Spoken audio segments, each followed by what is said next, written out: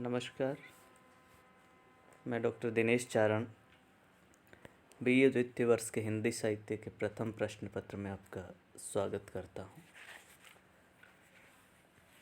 हम प्रथम प्रश्न पत्र में रीति काव्य सुमन पुस्तक पढ़ रहे हैं। आज हम रीति काव्य सुमन में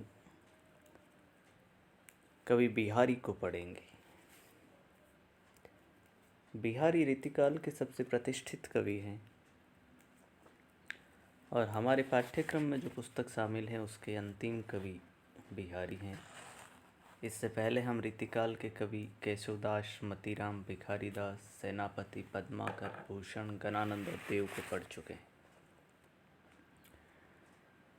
बिहारी की कविता पढ़ने से पहले बिहारी का एक संक्षिप्त सा परिचय हमें जान लेना होगा। बिहारी रीतिकाल के सर्वश्रेष्ठ कवि माने जाते हैं। वे माथुर चौबे थे और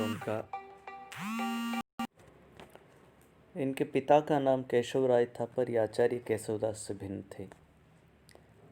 बिहारी के पिता निम्बारक संप्रदाय के महंत नरहरिदास के शिष्य थे और यहीं रहकर इन्होंने संस्कृत, प्राकृत आदि के ग्रंथों का अध्ययन किया था।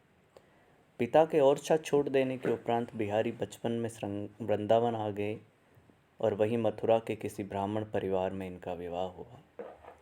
मथुरा में ही रहकर बिहारी ने फारसी का अच्छा अध्ययन किया। बिहारी रहीम और बादशाह शाहजहाँ के निकट संपर्क में आए। शाहजहाँ की कृपा से बिहारी अन्य हिंदू राजाओं के संपर्क में आए, जिससे कई राज्यों से उनको आर्थिक सहायता भी मिलती रही।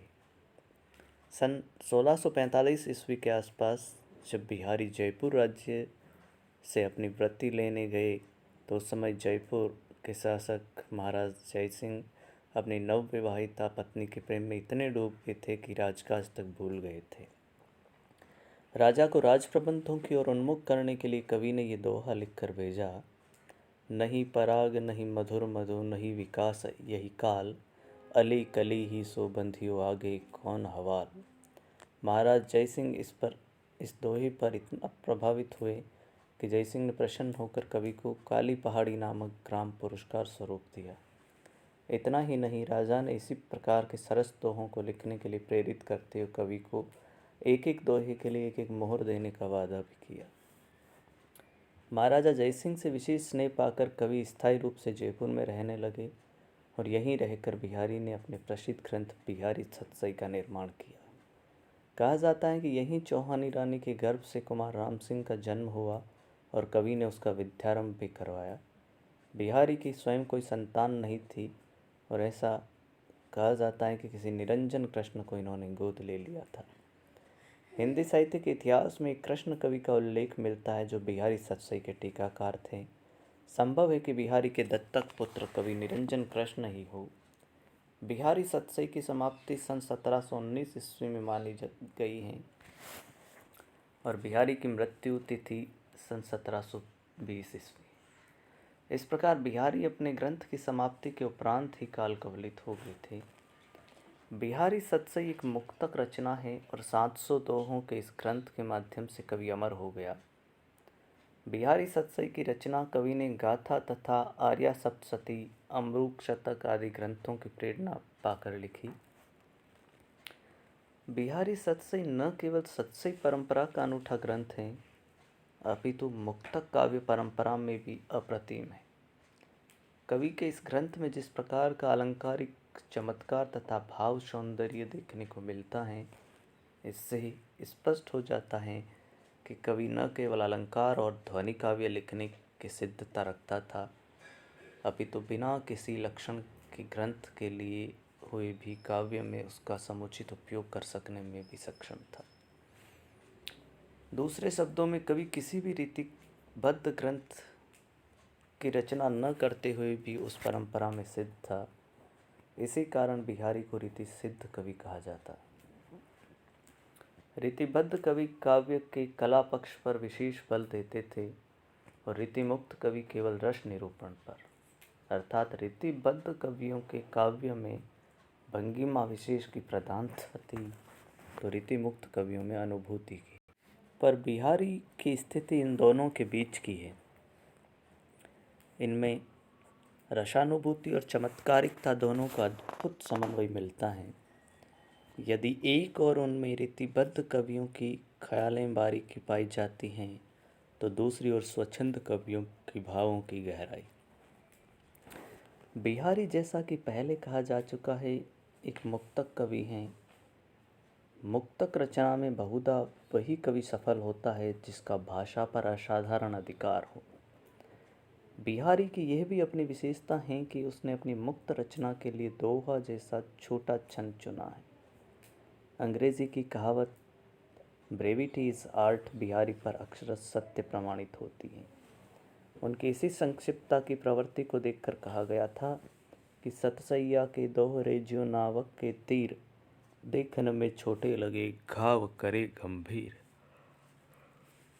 बिहारी की लोकप्रियता का पता तो इतने से ही चल जाता है कि ग्रियर्सन जैसे विद्वान को कहना पड़ा था कि यूरोपीय महाद्वीप में बिहारी सतसई के समकक्ष कोई रचना नहीं है।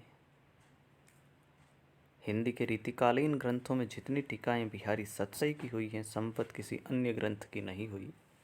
आचार्य शुक्ल ने भी कहा था कि बिहारी और गणानंद को मिलाकर ब्रज भाषा का पूरा वातावरण ही तैयार किया जा सकता है।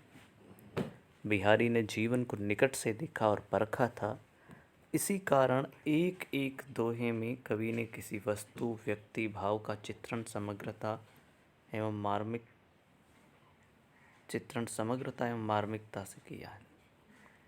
इनके रूप वर्णन, वय संधि आदि के चित्रण केवल कोरी कल्पना मात्र न होकर यथार्थ जीवन को प्रस्तुत करते हैं। बिहारी के काव्य में हमें भक्ति, नीति और श्रृंगार तीनों के उदाहरण मिलते हैं। और ये बिहारी की कलात्मकता है कि उन्होंने जिस प्रकार से जो मुक्तक लिखे हैं, एक एक दोहे के अंदर जो बातें रखी हैं, इसी कारण उसे गागर में सागर भरना कहते हैं। बिहारी श्रृंगार के संयोग पक्ष के चित्रण में अप्रतिम है। सामंतवादी उस युग में कवि ने विलासपूर्ण क्रिया चेष्टाओं के जो चित्र देखे थे, संभव है उन्हीं को अपने शब्द चित्रों में मार्मिकता से उकेरा है। झरोखे से झांक कर भागती हुई नारी का ये रूप उसके विभिन्न शारीरिक क्रिया व्यापारों की एक साफ अमिट झांकी छोड़ देते हैं। सटपटाती सी शशिमुखी मुँह घूंघट पट ढांकी, पावक झट सी झमकी के गई झरोखे झांकी। बिहारी ने वस्तु वर्णन के अंतर्गत शोभा, सुकुमारिता, नेत्र, विरह आदि के सुंदर चित्र तो प्रस्तुत किए ही हैं, पर कहीं कहीं विरह वर्णन के प्रसंग अतिशयोक्ति के कारण अपनी भाव गरिमा को छोड़कर केवल शाब्दिक खिलवाड़ मात्र प्रतीत होने लगते हैं। कहीं कहीं विरह वर्णन के प्रसंग अतिशयोक्ति के कारण अपनी भाव गरिमा को छोड़कर केवल शाब्दिक खिलवाड़ मात्र प्रतीत होने लगते हैं। उदाहरण स्वरूप ये दोहा देख सकते हैं कि इत आवते चली जात उत चली छसातक हाथ, चढ़ी हिंडोरे ही रहे लगी उषासन साथ। इसी की तरह दूसरा एक और दोहे का उदाहरण है कि छाले परिवे के डरनु सकती न हाथ छुबाई, झिझकती ही गुलाब के झंझा झंझावत पाई। बिहारी के असाधारण भाषा अधिकार की चर्चा पहले की जा चुकी है। अपनी असाधारण भाषा अधिकार के बल पर ही कवि ने शब्द और वर्ण की प्रकृति को परखा था। शब्दों को मांझने, चमकाने, मोड़ने और उसे संवारने की कला में बिहारी अपना सानी नहीं रखते। बिहारी की भाषा प्रांजल, मधुर और सरसता लिए हुए प्रौढ़ता को पहुंची हुई है। इस प्रकार मार्मिक शब्दों, प्रभावशाली बिंबों के माध्यम से भाव एवं अनुभूति के अद्भुत चितेरे कवि बिहारी जिस प्रकार अपने एक ही ग्रंथ के माध्यम से हिंदी जगत पर जो छाप छोड़ गए हैं, वह उनकी मौलिक प्रतिभा का सहज परिचायक हैं। बिहारी की सतसई हिंदी काव्य जगत की अपूर्व निधि है। वे मानवीय अनुभूतियों के कुशल चित्रण करने वाले तो हैं ही, एक सांस्कृतिक कवि भी हैं जिसकी रचना के माध्यम से मध्ययुगीन जीवन और संस्कृति का अच्छा परिचय प्राप्त किया जा सकता। बिहारी के जो दोहे यहाँ संकलित हैं, उनमें एक और तो वे दोहे हैं जिनमें बिहारी का भक्त हृदय अभिव्यक्त हुआ है। दूसरी ओर वे दोहे हैं जिनमें नीति और लोक व्यवहार की बातें कही गई हैं। कुछ दोहे ऐसे भी हैं जिनके सौंदर्य के विषय में बिहारी ने अपना दृष्टिकोण प्रस्तुत किया है। ऐसे दोहे भी यहाँ हैं जिसमें हल्का सा श्रृंगार भाव और प्रकृति सौंदर्य की आभा स्पष्ट दिखाई देती है। जहाँ तक बिहारी की भक्ति का प्रश्न है, संकलित दोहे ये स्पष्ट कर देते हैं कि राधा और कृष्ण में बिहारी की अनन्य आस्था थी। कहीं कहीं अपनी इसी आस्था के कारण बिहारी ने अपने आराध्य कृष्ण के प्रति उपालंब भी दिए हैं। अपवाद स्वरूप कुछ दोहों में बिहारी का जीवन दर्शन भी व्यक्त हुआ है। इन दोहों की भाषा ब्रज भाषा ही है। ब्रज भाषा का परिष्कृत और साहित्यिक स्वरूप संकलित दोहों में देखा जा सकता है। बिहारी के काव्य की जो प्रमुख विशेषताएं हैं वो इस प्रकार हैं: श्रृंगार वर्णन, नक्षिक वर्णन, नायक नायिका भेद, प्रकृति चित्रण, सामासिकता, बहुज्ञता और ब्रज भाषा। ये बिहारी का सामान्य सा परिचय है। इसमें अगर कुछ समझ में नहीं आया तो आप पुनः मुझसे पूछ सकते हैं। धन्यवाद।